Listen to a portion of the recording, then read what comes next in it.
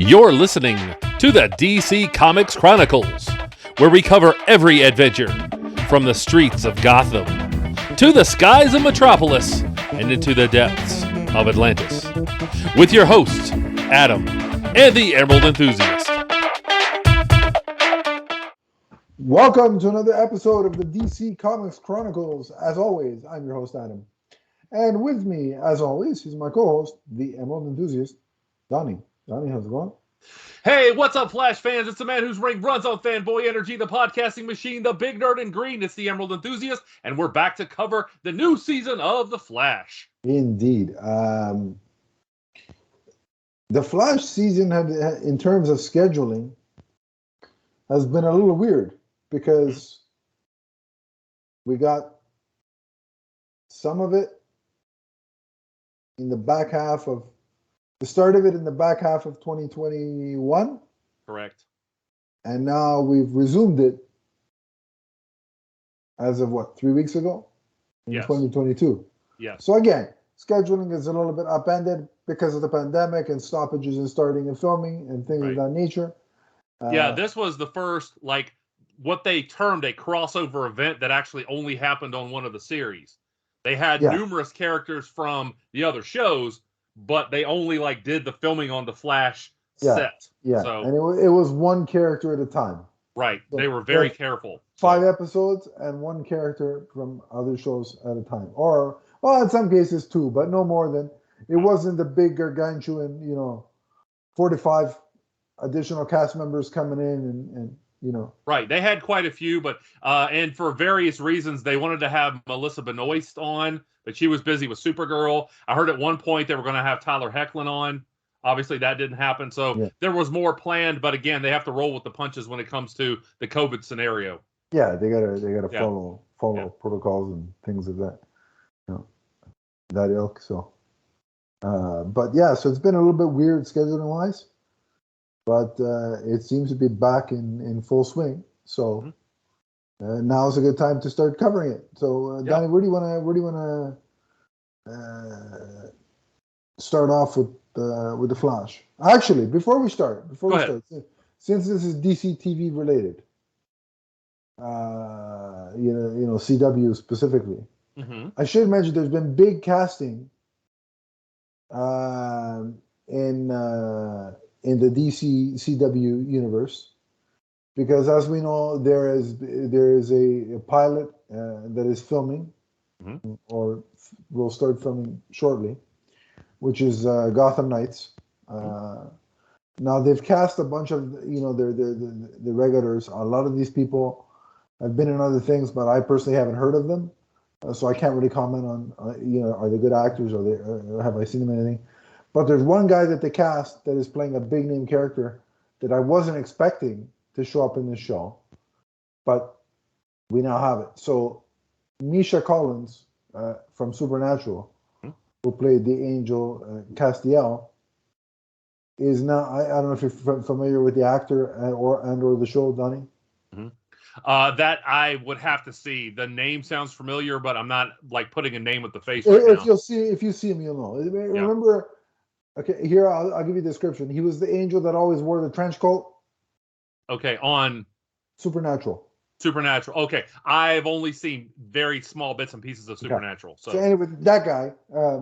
I'm a little for my oldest daughter was a fan of that show. So. Okay. Well, if you ask your older daughter, she'll know who he is. He has been cast as Harvey Dent / Two-Face. And knowing Misha Collins from Supernatural, I think that's fantastic casting. And B, I was not expecting to see Harvey Dent in the show, but here we are. So my excitement level has certainly gone up with that news. And if there are any other surprise castings along the way, we'll discuss it. But oh yeah, I know that guy and that character. Yeah, because my daughter and I had an argument one day about whether he could beat Kilowog or not. Well, I mean, I guess there's always a chance, but not anymore because he's Two-Face. But yeah. About whether that character could be Kilowog. So yeah, okay. But yeah, so that's Harvey Dent and Two-Face. So in terms of looks, at least his actual looks, he looks more of Two-Face or Harvey Dent than Kilowog, which I'm sure he's pleased about because. Well, sure. I don't know that an average human being would want to go around looking like Kilowog. From the neck down, I'd take it. Sure. Right, but here, and I know your Kilowog action figure is not going to like this conversation. Right. And you may face reprisals in one of your TikTok videos. I'm going to hear about it later. But no, so really solid casting, and I'm looking forward to seeing what he does with the role. All right, so that's out of the way for now. More on Gotham Knights as we have it / know it. And the other news regarding DCCW is that the show we're going to be talking about today, The Flash, has been officially renewed for season 9. Yes. And Superman and Lois has been officially renewed for season 3. No word yet on Legends of Tomorrow, even though I don't watch it anymore. Or Batwoman, which I still do watch. No word on those two yet, and no word on Naomi yet. Right. But we'll know one way or the other by May 19th, because that's when the CW does their upfronts. That's also when Kane loses his mind every year. Remember that? That is correct, but I don't think that has any bearing on the CW schedule. And given his tweets recently, I suggest Kane started losing his mind a little bit earlier. But that's a whole. I've heard, but yeah, that's a different podcast. That's a whole other ball of wax. So yeah, so we've got some renewals, we've got a casting, and now we can discuss The Flash. So where do you want to start, Donnie?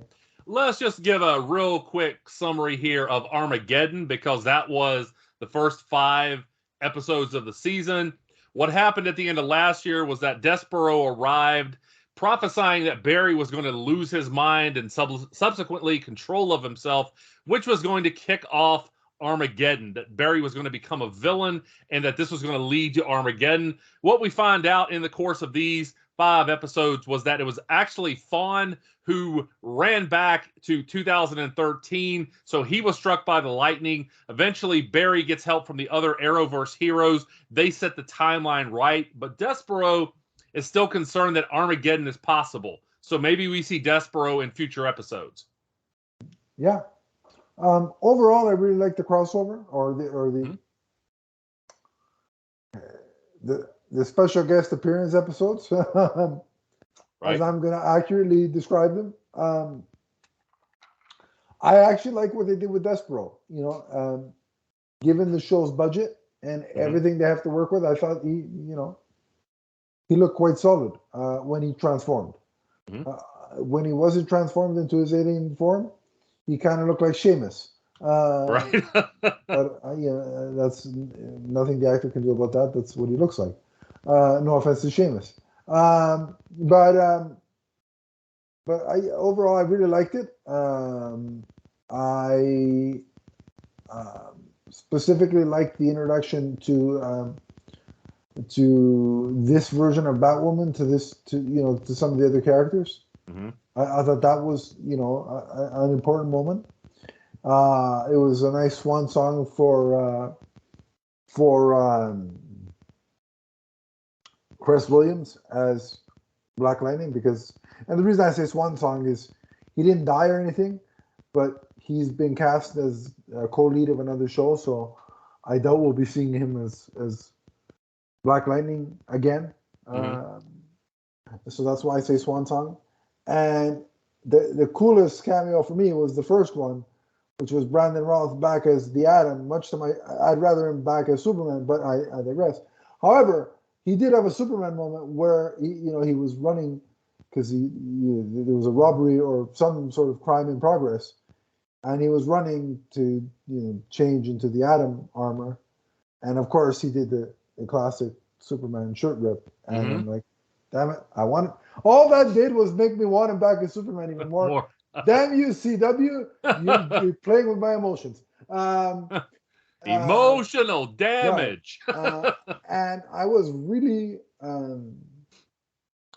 intrigued by the sort of, alteration of the timeline, in the sense that Reverse Flash had usurped and taken over Barry's life.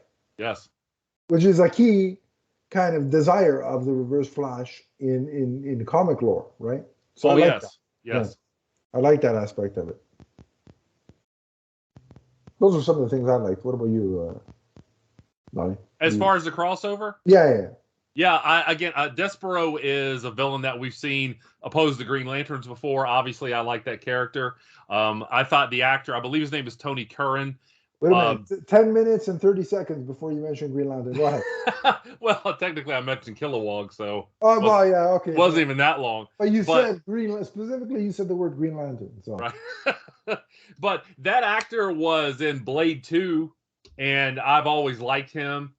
He was also in the newer version of Roots. He's again a very competent actor. I thought he did a great job playing Despero. He sold the character well, and I had mixed feelings about Despero having kind of a understandable motivation, but the way that overall that everything turned out, and the fact that he may come back, by the end of it, I was okay with what the character had done. Okay. Yeah. Okay. And I'll just say at the outset here, I'm happy to see this show finally get its mojo back. I think we talked last season about the show had some uneven storylines and some threads that we didn't like. Prior to last season, I would always say that this show was among the greatest comic book adaptations out there on TV, if not the greatest. And I think it's gotten some of that mojo back this season so far. Yeah, and I thought that was especially, that statement that you made is especially true, of being one of the greatest, superhero shows. Is especially true of the first 3 seasons. Mm-hmm. I mean, that was top tier Flash content. Yeah. And don't get me wrong, there's a lot of great comic book shows out there, but they usually center around your ground level martial art type of heroes.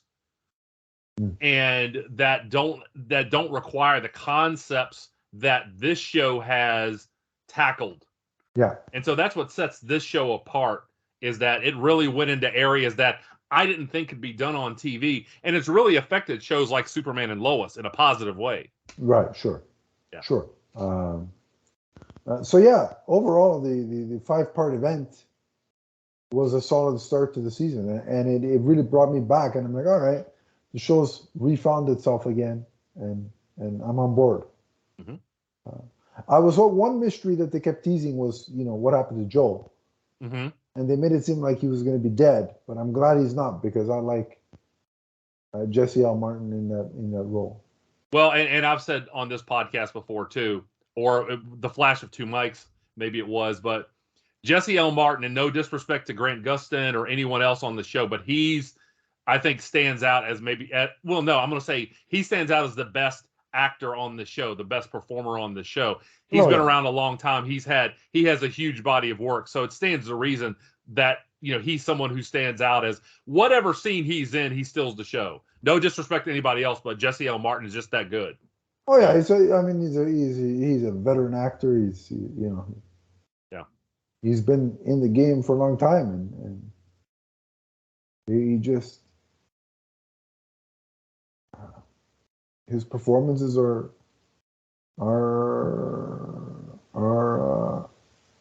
incredibly believable. So so you're right to give him props in that way. All right. If you need illustration, go back to the scene where he first met Grodd. The fact that he was acting with a CGI character, he had to sell it. If he doesn't sell it, that scene doesn't work. And man, did he ever convince you that he was terrified. Yeah. Indeed. So now on to episode 6. Anything else before we move on to that? No, let's go right into it. Yeah. Okay. Impulsive Excessive Disorder is episode 6 of this season. And after Barry and Iris renew their vows, Bart and Nora go back to 2049 to find out that Jay Garrick is still alive, but that Joan Williams has been erased. And we see that the combined overuse of the cosmic treadmill has caused temporal shifts. And they travel back to December 31st, 2013, when Joe is shot during a jewelry heist. Mm. So what did you think of them playing with the time travel and the cosmic treadmill again? Well, I mean, look, it's clear that these kids have not learned from their father's mistakes. And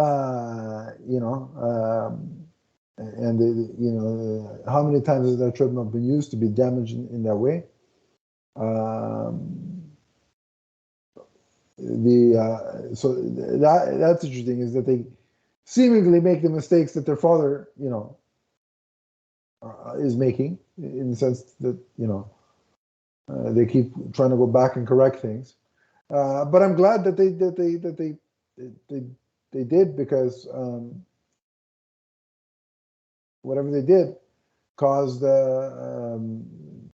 Jay Garrick to still be alive, and the more John Wesley Shipp in the Flash that I get, the better. So I like that. But I really like overall. I really like the dynamic of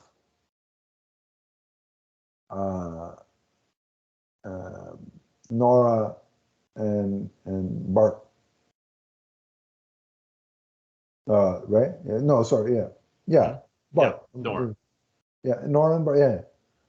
I was gonna say Wallace, but because how in DC Comics there's Wally and Wallace. Right. And the guy who's playing Bart looks kind of like the comic book version of Wallace. So yeah. I'm getting confused. Right. It's understandable with the Flash. I'm getting old, folks. That's all there is to it. A lot of variations. Deal with it. So yeah, no, but I like the chemistry between them, and they really, sell sort of the the disorientation, the confusion, and having to make a decision on what to do in this scenario. So it works. It all worked. Mm-hmm. I was so anytime you give me time travel, I'm hooked from the start, because I love that genre of song. Right. I'm with you on that. It's interesting that you bring up Jay Garrick, because I remember I don't remember exactly what season it was, but there was a conversation between Jay and Barry in a diner. And remember, he made he used the example of breaking a mug and how you could put that mug back together, but it would never be exactly the same. Yeah. And he's like, when you time travel, that's what you do to the timeline. You think you've put it all back together, but it's never quite the same. And so I think they're playing with that same type of idea here, that these kids are trying to change things for the better, but it also has unintended consequences, like what we're about to see. Mm-hmm. So Bart rescues Joe from being shot, and this is why, while they are posing as intern CSIs, and they also run into Eddie Thawne, by the way, character we haven't seen for a while. Which I liked seeing him. Yeah, nice. Definitely. Always love seeing old characters come back like that, and yeah, that's always fun. Yeah. However, when Joe is rescued, this also sets off a change in the timeline, and we see that a metahuman named Mona Taylor, who eventually becomes the queen of the Royal Flush Gang, eavesdrops on their conversation and plans a heist. Now, with help from Avery, Bart and Nora learn that they can't stop the heist from happening, but they can prevent some casualties. Right. So, what was your thoughts there? I really liked the scene where Bart, I almost called him Wally. Bart, yeah. Bart, yeah. Impulse. That's why it's yeah, called impulsive excessive disorder. Impulse and excess. yes, yeah, exactly.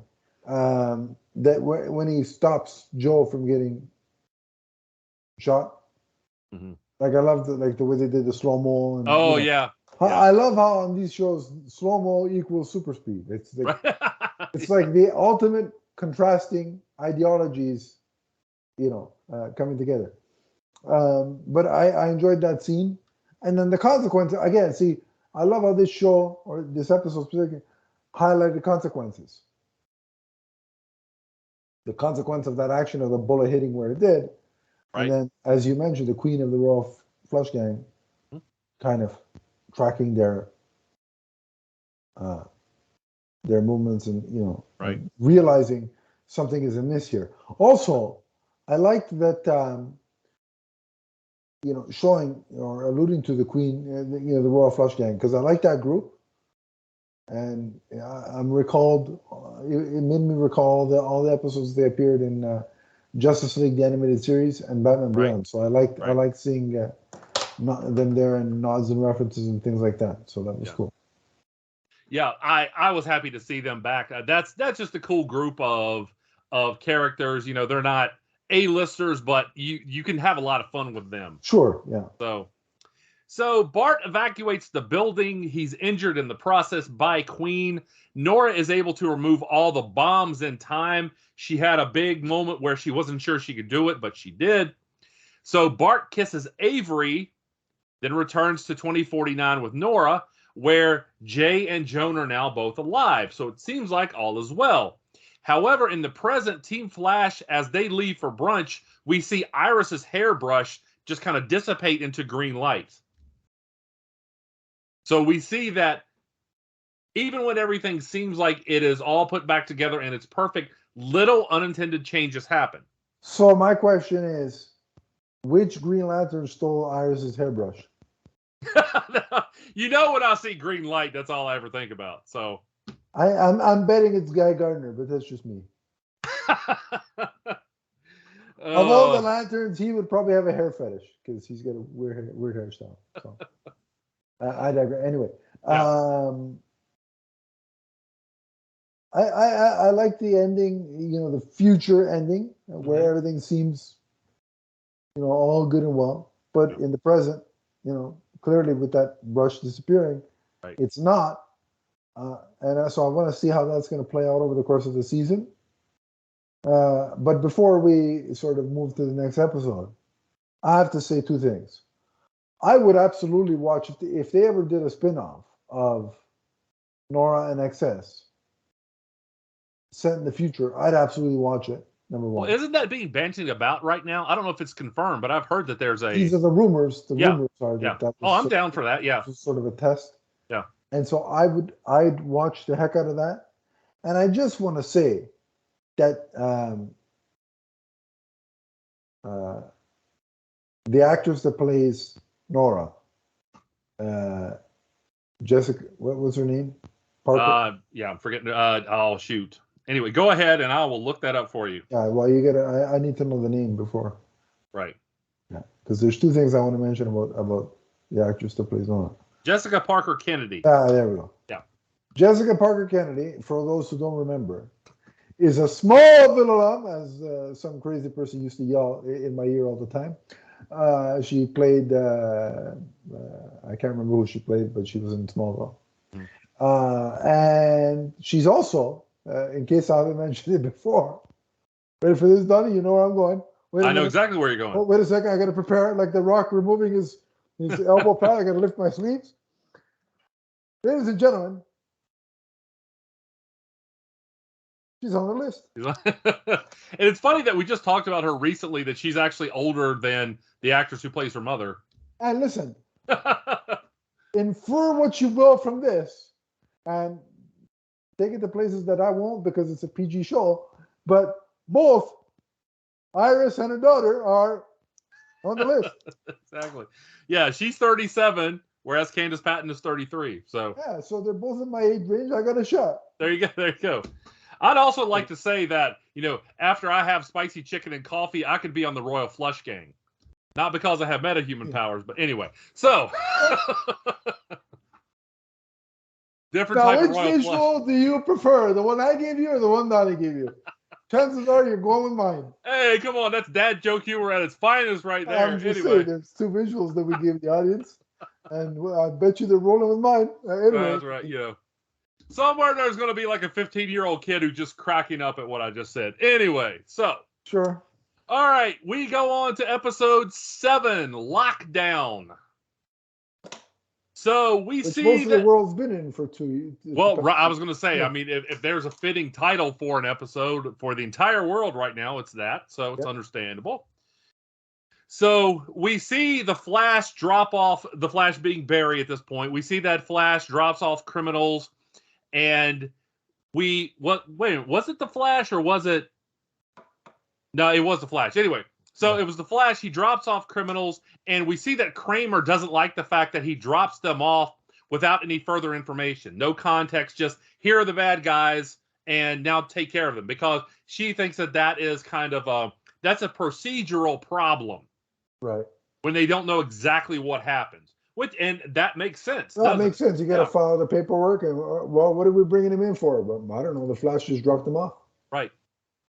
Exactly. So Joe suggests that Kramer have a direct way to contact the Flash, a line to the Flash, like, the old bat phone. Right. That, that we would see on the old Batman series. And first of all, somebody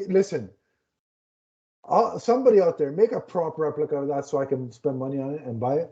The bat phone? Yeah. Oh, I've always wanted one of those in my collection. Okay. And that's number one. Number two,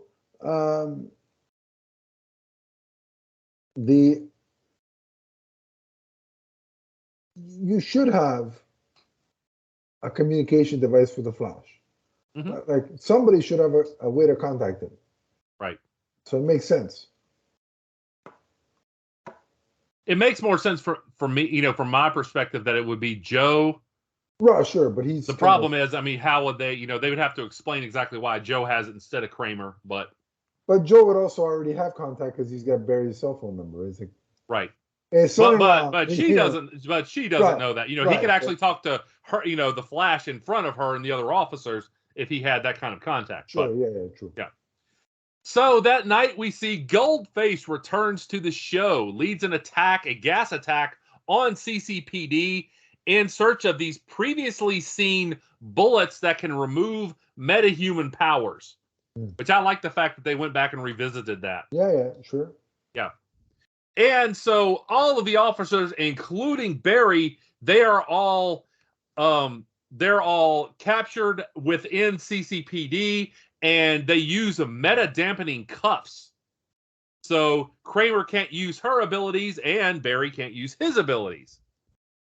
So a good way to put a Flash to put the Flash at a disadvantage. I really did like that. Well, it certainly makes sense in terms of, because otherwise it's like the solution. If you don't have a device like that, a plot convenience like that, then there's no story because the episode will be over in 5 minutes. Especially when you're talking about a show that has as many metahumans on it and a character like the Flash, who we just talked about it, can stop time. Numerous Flashes can stop time. Yeah, it's true. So without these little things built in, it would be very hard to write around that kind of power level. We often heard about, in the pre-crisis era of DC Comics, writers had problems with Superman because he was so powerful they didn't know how to put him in peril. Right, and that's why the John Byrne era is so widely respected, and because Superman is a little bit more toned down. I mean, he's still immensely powerful, but it's more relatable. So, despite her erratic powers now, Barry is able to inspire Kramer. By the way, I mean, that's, a lot of people in the first 5 seasons or so, they didn't like that Barry was always getting pep talks from Team Flash. Now you see Barry handling things on his own and giving other people pep talks. Which is very nice. I like that. Yes. Yeah. So you definitely have the dynamic now of Barry being the guy in the lead of, the advice, the pep talk, right? Yeah. So as he defeats Goldface's crew as Flash, Kramer is able to copy Goldface's abilities. So later on, we see, now this was something that I thought was a little rushed, was we see that Barry unmasks in front of her, and she's already figured it out. Right. So there's a large amount of people already that know Barry's identity on this show. I think it's a little bit overdone, but nonetheless, I understood where they were going with that. So yeah, and I did like I thought the villain, the what's his name, Goldface? Goldface, yeah, I like Goldface. Gold Dust, Goldface. Yeah, I thought the actor, if you should do that once. If you would have started doing that, I would have laughed. But I thought the actor sometimes, and I like the actor, but sometimes he can go a little bit over the top, which is a little bit of a drawback for me. The lack of flash, I can't talk. Right. The lack of flash action was a little bit of I understood why, but it was a little bit of a downer in the episode. But I did like the progression of the relationship between, as you said, Kramer and Barry / Flash, and they've kind of come to an understanding. There's a mutual respect there. I like the character work that was done in this episode for those two. So as we move on, as the scene pivots here, or the show pivots to a different scene here, we see that Caitlin is on a date with Dr. Marcus Ficus. And is that how his name is said?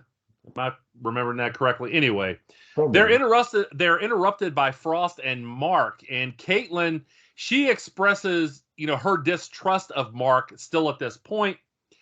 And she was saying that she was afraid to commit to Mark, and that she's afraid to commit to Marcus, and that in past she's been focused on her own hatred. And Caitlin apologizes to Frost and Mark. Now, again, at the end of this episode, we see that there are objects in Joe's house that are starting to vanish in flashes of green. I wish I could believe it was the Green Lanterns, but I don't.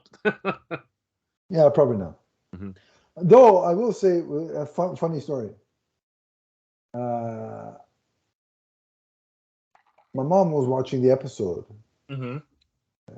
and she said, as it was nearing the end, they haven't showed Iris in this in this episode. I said, don't jinx it. And then, sure enough, 2 minutes later, boop, there's Iris. No, but in all seriousness, I have positive things to say about Iris in a bit. But what's interesting about that whole dynamic, not the disappearing of objects, because I definitely want to see how that progresses, but the Caitlin Frost dynamic is Caitlin is really struggling with not having Frost be a part of her. Yeah, I really like where they've gone with that so far this season, and yeah, it's very interesting, that dynamic that they have between the two of them. It really is, like the whole sister. I like the whole sister thing they're developing, because otherwise, how else would you explain she's a part of me that's no longer a part of me? Yeah, it's a lot easier to say, oh, it's my twin sister. Right? Yeah, exactly. Now, yeah. The character of Caitlin is struggling with this, but, and I'm talking to myself in the third person. Adam is a fan of Danielle Panabaker, who is on the list, is really happy about seeing two of her at the same time. I mean, to me, that's the best concussion you can have. So. And eventually, we're going to get to an episode where Adam talks about all of his multiverse wives. Yeah, probably. We call it the Adam Project. No, I'm just kidding. Well, I call it that, and then Netflix stole the name. I'm coming to sue you, Netflix. Just wait till I find a high-end lawyer. Anybody know Matt Murdock? It'd be funny. Just one time, though, if Goldface, we talked about Gold Dust, if he got up in Flash's face and went, nobody else would know what that meant, but I'd crack up anyway. Oh, we would, yeah. So we move on to hashtag release the Gold Dust cut. Yeah. Oh no. Oh, hashtags. Wow. Okay. So we move on to episode 8, The Fire Next Time. And we see that Jocko Birch is who has recently been paroled, is arrested for burning up O'Shaughnessy's manager, Stan Mullen. And they were seen arguing the previous night. So, of course, he is instantly suspected of being the one who murdered Stan Mullen. Yes. However, you see, and I really like this in terms of character building, he is very honestly protesting this and saying, it wasn't me, I'm innocent. And a lot of this involves his son. He was like, please don't take my son away from me. And we see within Barry's mind, because Barry shows up as the Flash, that Barry is reliving the moments with his father being wrongly accused of his mother's death. Which I like the fact that they were able to use that in this way, that Barry has compassion for people who may be wrongly accused. And we see that that's the case. I really love how they revisited that and how Barry instantly connected with this person because of that dynamic. And he believed him, and he could tell, through not only the amount of protesting that he did, because listen, and this is true, I think, in real life, you arrest any criminal, they're going to say, how you didn't do it, 9 times out of 10, depending on what the crime is now, but in general, 9 times out of 10, I didn't do anything, it wasn't me, But the actor here sold it very well. But he sold it, and that's what triggered Barry, is to believe him, because of the way he was looking at his son as he was being driven away. That was the key. And the actor's got to sell that, and he did. Right.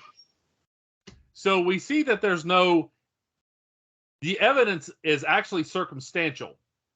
There's no actually hard evidence tying Jacko with being the one who was the murderer. Mm-hmm.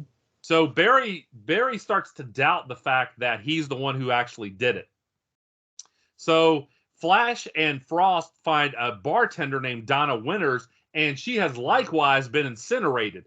And we see the two of them. We see Jacko and Donna have the scene where they're interacting at first, but now she was the witness, right? Right, yeah. Okay, she was the witness. And so the show kind of leads you to believe that it was Jacko, but we also see later on that they figure out that the way that Donna was incinerated doesn't match the actual powers of Jacko Birch. Yeah. And I love the emphasis though too on one of the cool things that we see in this episode quite a bit is Barry doing, the CSI thing. Right, exactly. Yeah, I like that too. Because hey, that's his job. So now Jacko breaks out, and he is very desperate at this point because he thinks that no one will believe him. Mm-hmm. And he goes to kidnap Harold from social services, Harold being his son. And Flash and Frost arrive just in time to stop that. And they also work together to stop a lava channel from erupting and basically incinerating the entire city. Oh, by the way, before we continue. Yeah. You said Flash and Frost. Mm-hmm. 2 things. That could be a band. And the other thing is, what would be there? And I know there are people that ship Barry and Caitlin Smash. What would be their ship name? Flost? Fresh. Fresh or Flost? Yeah. Somebody tell us. Yeah. What would you prefer if you were a shipper of Flash and Frost? Would you prefer Flost or? I've seen people online. They actually refer to it as Snowberry. Well, I knew you were going to react that way. I've seen it. Folks, society is going to hell with this type of crap like this. That's all. Between hashtag movements and this nonsense, we're going down the tubes, folks. I'm losing hope for humanity. Future. They say the future is in our children, or whatever that saying is. Well, if it's dependent on the hashtag, the ones that hashtag and the ones that ship, check me into the asylum and let's call it a day. Because I don't think things are going in the right path. But anyway, all joking aside, when you mentioned that pairing, I thought of it could be a band, and what would their ship name be? So go ahead. Right. So then we pivot to CCC Media, where Iris has assigned Allegra to interview a social media influencer named Rosie Levin with Taylor Downs. But Allegra, she doesn't want to do that, so she pursues a side story involving a character that we know well. That's Lydia Sanchez. So Iris agrees to publish both stories, but she also encourages Allegra to apologize to Taylor, and we see that the friction with those two characters, particularly from Taylor's point of view, has gotten very bad. She said, "I'm going to destroy you," to Allegra. Yeah, try saying that to your supervisor in the real world, you'd be fired. Yeah.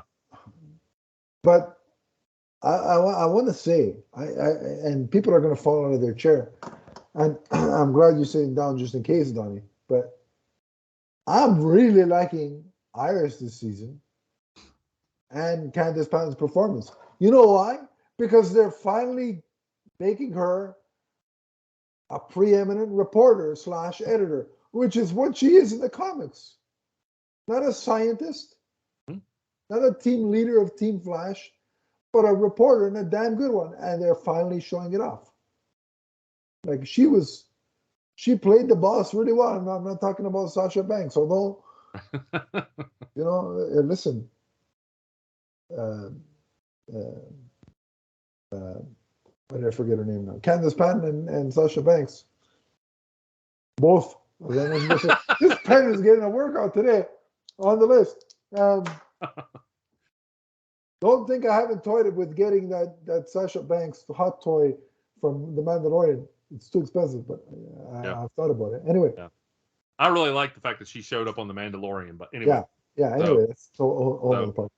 Just want to say that this episode ends. They have not caught the real killer, the one who did the incinerations. They have not caught this individual yet. So I just want to say I'm really enjoying the performance and the characterization of Iris this season.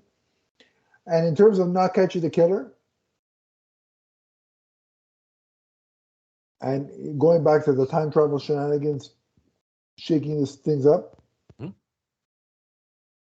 it's theory time, Donnie. Okay. What if the person doing it is Caitlin's ex-fiance, Ronnie, the former Firestorm, right? Who's, due to the time-altering shenanigans, A, found himself back alive, and B, is a criminal instead of a hero. Possible? It's possible, yeah. Anything's possible on this show because, we've already seen a multiverse where there are many versions of many characters. Yeah. And so we see that, an evil version of a previously heroic and or good character could show up. Yeah. So, and the mystery is going to continue, and I like the way that it's an open-ended case, and it's going to continue next week. I like that. That's been very rare on this show. There is a plethora of reasons, I believe, to like this show this season so far. Yeah, I agree. Good characterization. I've liked the effects, even though they could do more of them, but we'll get more of those as the season progresses. Yeah. They're not going to blow their effects budget by episode 3, folks. Right. Just wouldn't make sense. But I've been enjoying the season so far. And I love the gold boots finally, seeing Barry in the gold boots. Yeah. It adds so much to the look. That's the chef's kiss right there, aesthetically. Yeah. I agree.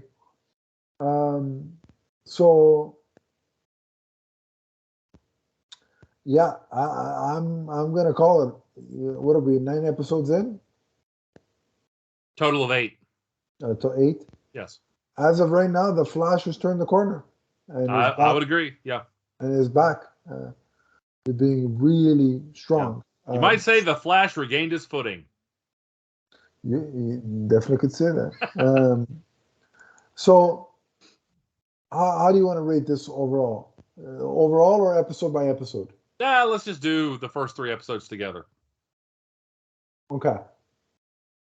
I'm going to give it an A-. That's exactly what I was going to give it, A-. And the reason why it's not an A or an A+ is the episode 7, which was good, but not as good as the other 2. Well, for me, like I said, I had a little problem with the way the unmasking happened again, and that so many people seem to know Barry's identity. Yeah. So we're off to a good start. We're off and running. We're off and running. There you go. Been hanging around you too long, Donnie. This is what happens. But so there we are. We're caught up, and we will revisit the Flash in about we're gonna let a bunch of episodes build up, and then we'll be back to review the next batch. But until next time, well, actually, before I do the sign off, if you want to talk Flash with us, and that could be the Flash TV show, could be Flash Comics, could be the Flash movie that has been delayed again. Yeah. DC, why are you doing this to me? You know how bad I want to see Michael Keaton back? You know how long I've waited for this, DC and Warner Brothers? Don't delay it ever again, because if you do, I'll boycott you. Don't make me cash in on that threat, because I'll hashtag and everything. There we go. Yeah. Just like the cycles do online. Anyway. Yeah. But yeah. 5 million times overnight. And then, it trends organically. No, it doesn't. That's not organic trend. You know what organic is? Let me just a quick side note before I sign up. Because I got to have a rant. You know me. Once an episode, I got to have some kind of rant. Let me just, and this is a DC project podcast, so it's relevant. An organic trending is something like this. Okay, so let's say a trailer drops, or a scene clip drops, or an image. People talk about it. It's unplanned, but the trailer drops, the scene drops, the picture drops. People are talking about it. People are hashtagging. They're excited. Whatever. That's an organic trend. Right.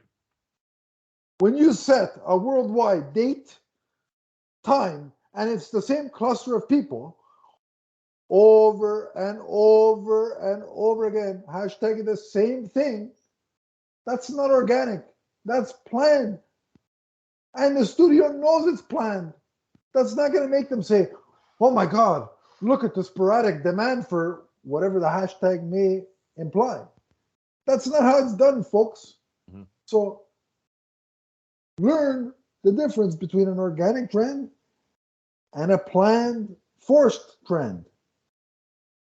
Either way, just a heads up, studios don't make billion-dollar decisions based on hashtags. Yeah. It's based on money. As the $1 Million Man says, everybody's got a price, but if the money ain't there, you ain't getting nothing. So I just wanted to make the clarification, because some people don't know what an organic trend is and what a forced manipulated trend is. I just had to clarify that. But I digress. You want to talk about the Flash TV show, the comics, or the movie? You can on social media. Donnie, where can they find you? You can find me organically on. And by the way, look, I'll give the cult props. When that Green Lantern image of Wayne T. Carr dropped, right? That I consider that an organic trend, because people were talking about it, and Green Lantern was trending, and it wasn't planned. Right. It's not like a bunch of Green Lantern fans got together and said, "All right, on March, whatever today is, on March 26th, we're all gonna get together at 12 p.m. and for 24 hours, we're gonna pump the hashtag." No, the picture dropped. People were talking about. That's organic. So congratulations. Once out of all the times you people have trended, it was organic. Here, let me clap my hands for you. Wow. And for once, like the Green Lantern hashtag, like when you see it like coming in bunches, it's not just me. Because a lot of times you, well, Donnie, it's just me. Listen, Donnie, I've known you for 2 years. Was our 2 year? Was it? Yes. 2 year years anniversary. now. Happy anniversary. 2 years now. Happy anniversary, sir. Yeah. You've got me stuff, but so which I have to pay you for, but I'll get there. But so you've got me stuff, so I feel bad I haven't gotten you anything. Well, listen, you got all the good crap in the States that you got to send me. So if they ever have something here that you want, I'll gladly send it over. You just let me know. I'd offer to get you a Leaf jersey, but that thing is $200+. It's insane. Uh, Especially in my size, So yeah. Well, it has nothing to do with size. They're just overpriced. right. Yeah. But so yeah, but I've known you for 2 years, Donnie, and you love the Green Lantern. Yes. But I've never seen you hashtag something, 35 to 50 times in an hour. That's ridiculous. But I digress. Anyway, so they can find you organically. Where did they say it again? You can find me on Twitter as the Emerald Enthusiast. Let's talk comics. Let's talk collectibles. Let's talk Green Lantern. And if you want to find me talking about wrestling, comic books, Ninja Turtles, the Batman, organic trending versus non-organic trending, you can at Adam_Leafsfan on Twitter. The podcast network has its own Twitter account at MMNPDC. And we have a Facebook group, which is listed somewhere in the description below. Click that and I'll add you. And we can continue the conversation there if you like. But until next time, The Flash TV series is forever. From the first time I compliment Candace Patton and Iris on her reporting skills to the last. So long, everybody. So long, everyone.